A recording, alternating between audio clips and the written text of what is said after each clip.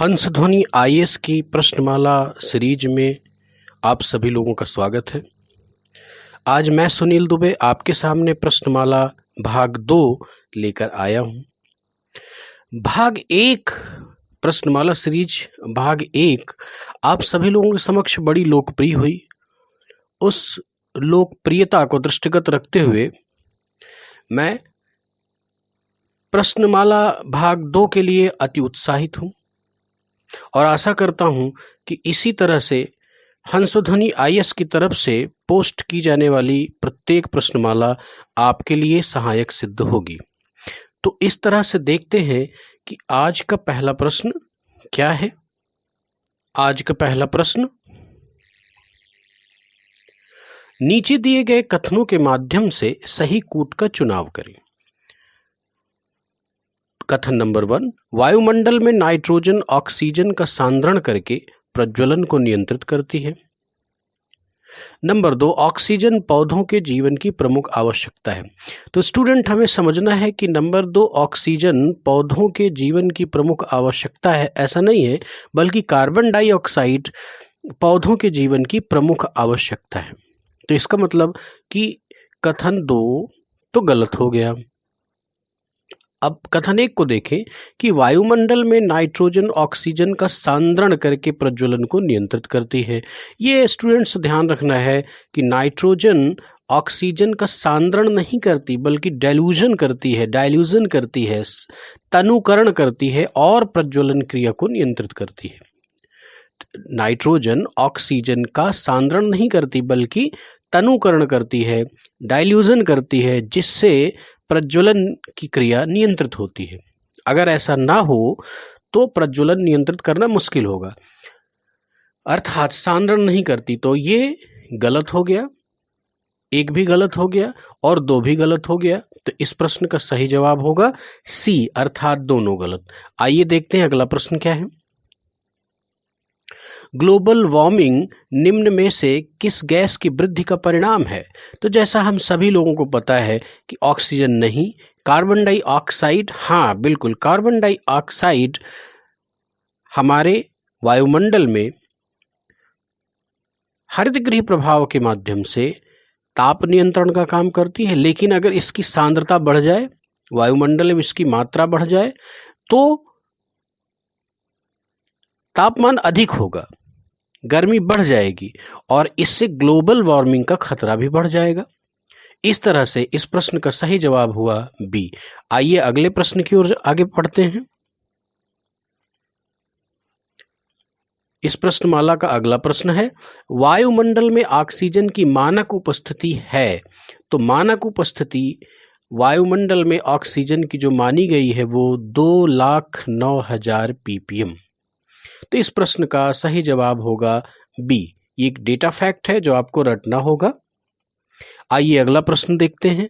नीचे दिए गए कथनों के आधार पर सही कूट का चुनाव करें। अच्छा, तो देखते हैं कि कथन क्या है। नंबर 1 क्या है? CFC व नाइट्रोजन ऑक्साइड जैसी गैसें ओजोन परत को अत्यधिक नुकसान पहुंचाती हैं। तो बात तो सही है। दूसरा देखते हैं, ओजोन गैस की उपस्थिति क्षोभ मंडल में पाई जाती है। नहीं, ओजोन गैस की उपस्थिति क्षोभ मंडल में नहीं बल्कि समताप मंडल में पाई जाती है। अतः कथन 2 गलत हो गया, लेकिन कथन 1 सही है, अर्थात इस प्रश्न का सही जवाब ए होगा। ए सही है और 2 गलत है। इस तरह से अगले प्रश्न की ओर आगे बढ़ते हैं और देखते हैं क्या है। नीचे दिए गए कथनों के माध्यम से सही कूट का चुनाव करें। कथन क्या है? ओजोन परत सूर्य से आने वाली घातक पराबैंगनी किरणों से हमारी रक्षा करती है। तो ये बिल्कुल सही बात है।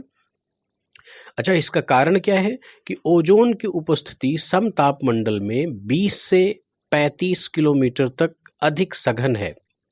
तो स्टूडेंट ध्यान रखना है कि समताप मंडल में 15 से 35 किलोमीटर तक ओजोन की उपस्थिति पाई जाती है, किंतु 20 से 35 किलोमीटर की ऊंचाई तक इसकी सघनता अधिक है, अर्थात ये अधिक डेंस है। तो समताप मंडल में 20 से 35 किलोमीटर तक अधिक सघन है, ये बात भी सही है। ओजोन परत सूर्य से आने वाली घातक पराबैंगनी किरणों से हमारी रक्षा करती है। ये बात भी सही है, लेकिन प्रश्न के विकल्पों की ओर आगे बढ़ते हैं, देखते हैं कि विकल्प क्या कहते हैं। ए, कथन सही किंतु कारण गलत। तो कारण भी सही है, कथन भी सही है, अर्थात ये ए नहीं हो सकता। बी, कथन कारण दोनों सही है किंतु कारण कथन का सही स्पष्टीकरण नहीं है। स्टूडेंट्स, इस विकल्प पर हमें कंसंट्रेट करना होगा और देखना होगा कि ये बात क्या कही जा रही है। ये बात तो दोनों सही है, कथन भी सही है, कारण भी सही है, किंतु ये इसका सही स्पष्टीकरण नहीं है। अर्थात ओजोन परत सूर्य से आने वाली घातक पराबैंगनी किरणों से हमारी रक्षा करती है, और क्योंकि ओजोन परत की उपस्थिति समताप मंडल में 20 से 35 किलोमीटर तक अधिक सघन है। ये बात सही है, कारण सही है, लेकिन कथन का ये स्पष्टीकरण नहीं है। इसलिए घातक पराबैंगनी किरणों से रक्षा ओजोन परत नहीं करती कि वो 20 से 35 किलोमीटर पर अति सघन है। तो अर्थात इस प्रश्न का सही जवाब होगा बी। आइए अगले प्रश्न की ओर आगे बढ़ते हैं। जलवाष्प की अधिक सघनता वायुमंडल में पाई जाती है। तो ए 2 किलोमीटर तक, बी 8 किलोमीटर तक, सी 18 किलोमीटर तक। तो स्टूडेंट, पिछले लेक्चर्स में जैसा कि आपने देखा कि जलवाष्प की अधिकता 2 किलोमीटर तक अत्यधिक सघन है, सघनता पाई जाती है, अर्थात इस प्रश्न का सही जवाब होगा ए। तो आइए अगले प्रश्न की ओर आगे बढ़ते हैं। स्टूडेंट, ध्यान रखना है कि प्रश्नमाला सीरीज के निर्माण में आईएएस हंसध्वनि आईएएस का प्रयास रहा है कि अपने इनोवेटिव थॉट्स का प्रयोग करते हुए प्रश्नों की संरचना की जाए, और यह भी प्रयास रहा कि अन्य माध्यम से या अधिकतर रिपीट होने वाले जो एक जनरल पैटर्न के क्वेश्चन हैं उनको न उठाया जाए। हाँ, जो क्वेश्चन अति महत्वपूर्ण है, उनकी फ्रिक्वेंसी आवृत्ति अधिक है, बार बार रिपीट होते हैं, तो संयोगवश वो रिपीट यहाँ भी हो सकते हैं, लेकिन एक इनोवेटिव अप्रोच देना ही हंसध्वनि आईएएस का उद्देश्य है। और ध्यान रखना है कि ज़्यादा ऑप्शंस अर्थात ज़्यादा विकल्पों को नहीं रखा गया है। ऐसा इसलिए है क्योंकि विकल्प बढ़ाना हमारा उद्देश्य नहीं है, बल्कि क्वेश्चंस की डिग्निटी को समझाना, क्वेश्चन के माध्यम से आपको एक रिवीजन करवाना, और उन प्रश्नों की प्रकृति क्या है जो आपके आने वाले आगामी परीक्षाओं में पूछे जाने की संभावना है, ये उद्देश्य है। तो इस प्रश्न की ओर आगे बढ़ें तो उष्ण व उष्णार्ध प्रदेशों में जलवाष्प की मानक उपस्थिति, उष्ण व उष्णार्ध प्रदेशों में जलवाष्प की मानक उपस्थिति, ये मानक उपस्थिति का अर्थ ये है कि लगभग एक औसत दर्जे पर ये उपस्थिति इन क्षेत्रों में जलवाष्प की पाई जाती है, तो वो है 4%। 4% सही मानी जाती है। ध्यान रहे स्टूडेंट, यहाँ पर एक डेटा और नोट करें कि ध्रुवीय क्षेत्रों पर अर्थात फ्रिज्ड जोन की तरफ 1% की जलवाष्प अर्थात आर्द्रता, ह्यूमिडिटी की उपस्थिति एक मानक उपस्थिति है। तो अगले प्रश्न की ओर आगे बढ़ते हैं। अगला प्रश्न है, नीचे दिए गए कथनों के आधार पर सही कूट का चुनाव करें। तो कथन एक क्या है? वायुयानों के चालन के लिए समताप मंडल उपयुक्त होता है। बिल्कुल ठीक बात है, वायुयानों के चालन के लिए समताप मंडल उपयुक्त होता है और समताप मंडल में तापमान का ह्रास होता है। तो स्टूडेंट, यहाँ ध्यान रखना है कि वायुयान के चालन के लिए समताप मंडल उपयुक्त होता है। ये बिल्कुल सही बात है, क्योंकि जब मैंने आपको स्ट्रैटिफिकेशन ऑफ आवर एटमॉस्फेयर या स्ट्रक्चर ऑफ एटमॉस्फेयर पढ़ाया था, तो उस समय बताया था कि समताप मंडल में किसी भी प्रकार के वायुमंडलीय विक्षोभों की अनुपस्थिति होती है, जिससे वायुयानों के चालन में कोई बाधा नहीं उत्पन्न होती। अर्थात समताप मंडल बहुत ही उपयुक्त स्थान है वायुयानों के चालन के लिए। तो ये बात तो सही है। अब दूसरा देखें, समताप मंडल में तापमान का ह्रास होता है, ये बात बिल्कुल गलत है। समताप मंडल में तापमान का ह्रास नहीं होता। जब आपने इस क्लास को, इस लेक्चर को देखा, तो उसमें ये स्पष्ट हुआ था कि तापमान क्षोभ सीमा तक गिरता है, उसका पतन होता है, किंतु समताप मंडल में ऊपरी थोड़े से हिस्से तक तापमान हमारा स्थिर रहता है और फिर वो बढ़ता है, तापमान तेजी से बढ़ता है। क्यों बढ़ता है? क्योंकि इसी क्षेत्र में ओजोन मंडल पाया जाता है और ओजोन मंडल के द्वारा अल्ट्रावायलेट रेज का अवशोषण होता है। तो इस रासायनिक प्रक्रिया से इस क्षेत्र पर तापमान बढ़ता है, ना कि तापमान का ह्रास होता है। अर्थात दूसरा कथन गलत है और पहला कथन सही है। तो इस दृष्टिकोण से इस प्रश्न का सही जवाब हुआ बी। आइए आगे बढ़ते हैं, देखते हैं अगला प्रश्न क्या है। रासायनिक आधार पर वायुमंडल को बांटा गया। क्षोभ मंडल व समताप मंडल में, बी आयन मंडल व बहिर्मंडल में, सी सममंडल व विषम मंडल में। स्टूडेंट्स, यहाँ ध्यान रखना है कि हमारे वायुमंडल का जो भी मंडलीकरण हुआ है उसमें हमने देखा है कि क्षोभ मंडल, समताप मंडल, मध्य मंडल, आयन मंडल इत्यादि ये जो मंडल हैं ये तापमान के आधार पर इनका वितरण किया गया है, तापमान के आधार पर इनका क्लासिफिकेशन किया गया है। लेकिन रासायनिक आधार पर जो हमारे वायुमंडल का क्लासिफिकेशन है वो सममंडल और विषम मंडल पर है। तो सममंडल व विषम मंडल के बारे में बेहतरीन जानकारी के लिए आप पिछले लेक्चर्स पर विजिट करें और वहां पर इसका डिटेल आपको मिल जाएगा। इस तरह से प्रश्न संख्या 9 का सही जवाब हुआ सी। इस तरह से हम आगे प्रश्न की ओर बढ़ते हैं। अगला प्रश्न है, आर्द्रताग्राही नाभिक संघनन में बहुत ही सहायक है। ये मुख्यतः होते हैं, तो क्या होते हैं? ए गैसीय तत्व, बी जलवाष्प, सी धूल व परागकण। स्टूडेंट्स, यहाँ पर आर्द्रताग्राही नाभिक हाइग्रोस्कोपिक न्यूक्लियस का अर्थ क्या है? ये धूल व परागकण है जो हमारे वायुमंडल में पाए जाते हैं।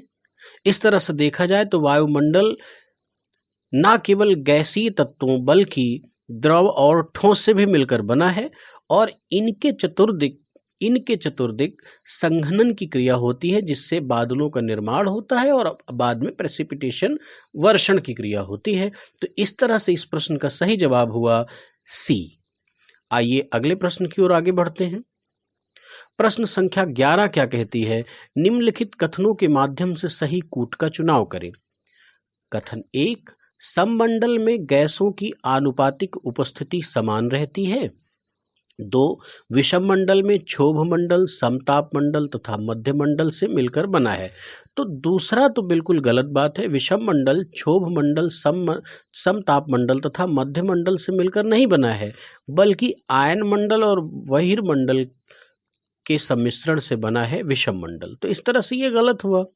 सममंडल में गैसों की आनुपातिक उपस्थिति समान रहती है, बिल्कुल सही बात है, इसीलिए इसको सममंडल कहा गया है। और स्टूडेंट्स ध्यान रखना है कि सममंडल के ही अंतर्गत क्षोभ मंडल, समताप मंडल और मध्य मंडल आते हैं। अर्थात इस प्रश्न का अगर सही जवाब देखें तो कथन 1 सही है और कथन 2 गलत है। तो कथन 1 सही और कथन 2 गलत, अर्थात इसका सही जवाब हुआ बी। तो आइए अगले प्रश्न की ओर आगे बढ़ते हैं। अगला प्रश्न क्या कहता है?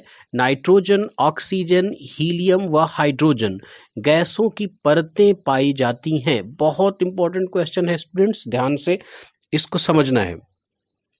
तो इन गैसों की उपस्थिति तो पाई जाती है हमारे वायुमंडल में, ये हमने पहले ही पढ़ा है, लेकिन इनकी परतें भी पाई जाती, इनकी लेयर्स पाई जाती है। और ध्यान रखना है कि वो लेयर ही हैं जो हमारे रेडियो वेव्स को रिटर्न करने में मददगार हैं। तो इनकी उपस्थिति परतों के रूप में कहाँ पर पाई जाती है? ध्यान रखना है विषम मंडल में, क्योंकि विषम मंडल में हमारा थोड़ा सा हिस्सा ऊपरी, मध्य मंडल का ऊपरी हिस्सा और आयन मंडल तथा बहिर्मंडल का कुछ हिस्सा आता है।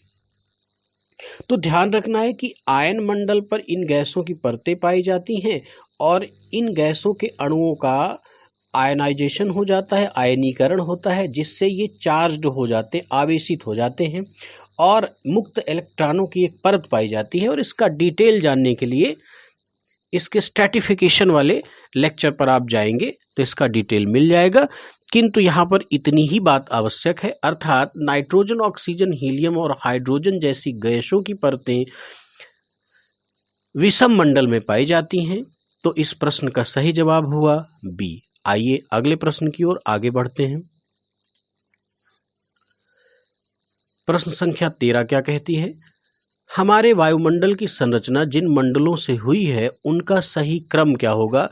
स्टूडेंट यहाँ ध्यान रखना है, यहाँ क्रम का मतलब नीचे से ऊपर की ओर। तो क्षोभ मंडल, मध्य मंडल, नहीं ये गलत हो गया, ए गलत हो गया। बी को देखें समताप मंडल, तो ये तो दूसरा है, पहले ही गलत हो गया, ये भी ठीक नहीं है। सी को देखें क्षोभ मंडल, समताप मंडल, मध्य मंडल, आयन मंडल और बहिर्मंडल, ये बिल्कुल सही क्रम है, अर्थात प्रश्न संख्या 13 का सही जवाब सी है। आइए अगले प्रश्न की ओर आगे बढ़ते हैं। प्रश्न संख्या 14 क्या कहती है कि संपूर्ण वायुमंडल का 75% द्रव्यमान किस मंडल में निहित है? ध्यान रखना स्टूडेंट, यहाँ पर प्रश्न की प्रकृति ये है कि प्रश्न में सम्मिलित किया गया है संपूर्ण वायुमंडल का 75% द्रव्यमान, लेकिन इसके किन किन मंडलों में, ऐसा कौन सा मंडल है जो 75% द्रव्यमान संपूर्ण वायुमंडल का होल्ड करता है? तो इस प्रश्न को जानने से पहले समझें कि कैसे इस प्रश्न का जवाब ढूंढेंगे। तो आप जब पिछले लेक्चर्स में विजिट करेंगे तो आपको ये पता चलेगा कि क्षोभ मंडल में, अर्थात वायुमंडल की जो सबसे निचली परत है, उसमें ठोस तत्वों का धूलकण, परागकण और जलवाष्प तथा भारी गैसों का सांद्रण पाया जाता है। तो इसका मतलब यहाँ पर द्रव्यमान अधिक हो जाएगा। तो इस प्रश्न का सही जवाब क्या होगा? ए क्षोभ मंडल। तो आइए अगले प्रश्न की ओर आगे बढ़ते हैं। अगला प्रश्न कहता है नीचे दिए गए कथनों के आधार पर सही कूट का चुनाव करें। तो कथन 1, प्रति 1 किलोमीटर में 6.5 सेंटीग्रेड तापमान में ह्रास होता है, जिसे सामान्य तापपतन दर कहा जाता है। और दूसरा, सामान्य तापपतन दर स्ट्रेटोपाज तक लागू होती है। तो स्टूडेंट ध्यान से इस बात को समझेंगे कि सामान्य तापपतन दर, normal lapse rate 6.5 degree centigrade पर किलोमीटर, ये तो सही है। इस तरह से देखें तो कथन 1 फर्स्ट ये हमारा सही है, लेकिन दूसरी बात थोड़ा संदेहास्पद है। तो इस पर कंसंट्रेट करें कि सामान्य तापपतन दर स्ट्रेटोपॉज तक लागू होती है।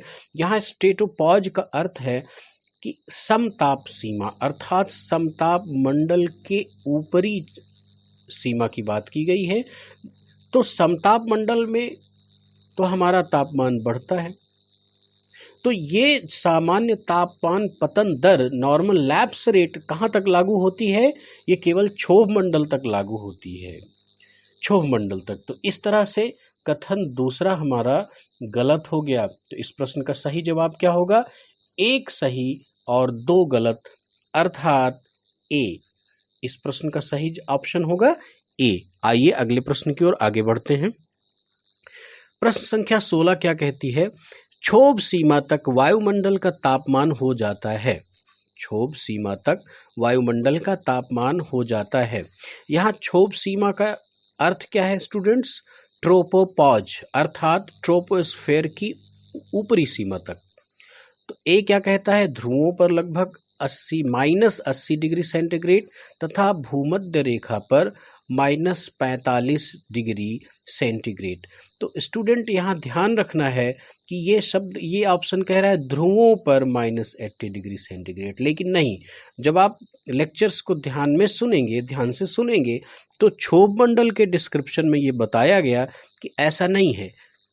तो आगे बढ़ के देखते हैं कि भूमध्य रेखा पर लगभग -80 डिग्री सेंटीग्रेड तथा ध्रुवों पर -45 degree centigrade. Yes, that is the correct option. ये बिल्कुल सही बात है।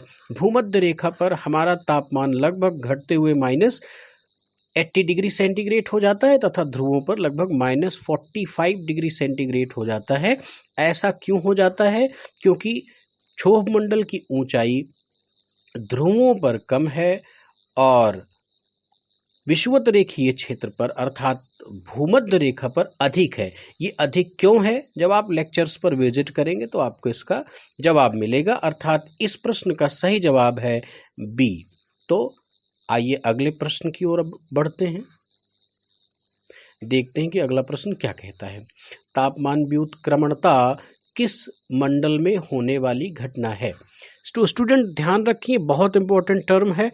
तापमान व्युत्क्रमणता अर्थात थर्मल इन्वर्जन की घटना किस मंडल में पाई जाती है? तो वो क्षोभ मंडल में पाई जाती है। थोड़ा सा मैं बताना चाहूँगा कि तापमान व्युत्क्रमणता की स्थिति क्या होती है कि हमारे वायुमंडल के निचली परत पर अर्थात धरातल से ठीक लगी हुई जो वायुमंडलीय क्षेत्र है, उस क्षेत्र में यदि वायु ठंडी हो और उसके ऊपर गर्म वायु की परत लगी हो तो धरातल से ऊपर जाने पर तापमान बढ़ता हुआ महसूस होगा, जबकि नॉर्मल लैप्स रेट ये कहती है कि नीचे से ऊपर जाने पर तापमान हमारा घटना चाहिए। लेकिन यहाँ पर तापमान गर्म वायु राशि ऊपर है और ठंडी वायु राशि नीचे है। इस स्थिति को हम लोग थर्मल इन्वर्जन की स्थिति बोलते हैं और यह घटना क्षोभ मंडल में घटित होती है, अर्थात इस प्रश्न का सही जवाब है ए। तो आइए अगले प्रश्न की ओर आगे बढ़ते हैं। प्रश्न संख्या 18 क्या कहता है? ग्रीष्म काल में क्षोभ सीमा की ऊंचाई बढ़ जाती है क्योंकि? ग्रीष्म काल में क्षोभ सीमा की ऊंचाई बढ़ जाती है क्योंकि? ऐसा क्यों होता है? ए, ऊंचाई के साथ तापमान में कमी आती है। ये बात तो ठीक है, लेकिन इसके प्रश्न के परिप्रेक्ष्य में ये बात ठीक नहीं है। ऊंचाई के साथ तापमान बढ़ता है तो ऊंचाई के साथ तो तापमान बिल्कुल नहीं बढ़ता, अर्थात ये गलत है। आगे ऑप्शन को देखें, गैसों का ऊष्मीय प्रसार होता है तथा संवहनीय धाराएं अधिक ऊंचाई तक जाती हैं। बिल्कुल सही जवाब है, अर्थात प्रश्न संख्या 18 का सही जवाब होगा सी। अगले प्रश्न की ओर आगे बढ़ते हैं। अगला प्रश्न कहता है सही मिलान करते हुए सही उत्तर दें, अर्थात यहाँ पर कुछ गैसों का नाम है और इनका ये proportional presentation in are atmosphere ऐसा दिया गया है, इसको हमें लिंक करना है। तो नाइट्रोजन की उपस्थिति स्टूडेंट पाई जाती है सर्वाधिक 78.03%, अर्थात ए का 4। तो देखें ए का 4 कहाँ है? 2 जगह पर है। फिर देखें ऑक्सीजन की उपस्थिति 20.99 अर्थात 21% पाई जाती है। तो हम ऑक्सीजन के लिए देखें तो बी का 2 होना चाहिए, बी का 2। अब देखें कार्बन डाइऑक्साइड की उपस्थिति, ये प्रश्न आया भी है कई सारे कॉम्पिटिशन्स में, एग्जैक्टली ऐसे डेटा पूछे जा रहे हैं।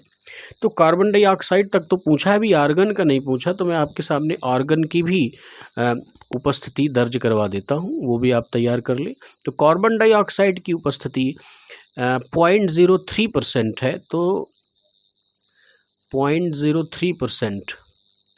तो इसमें सी का क्या हो सकता है? सी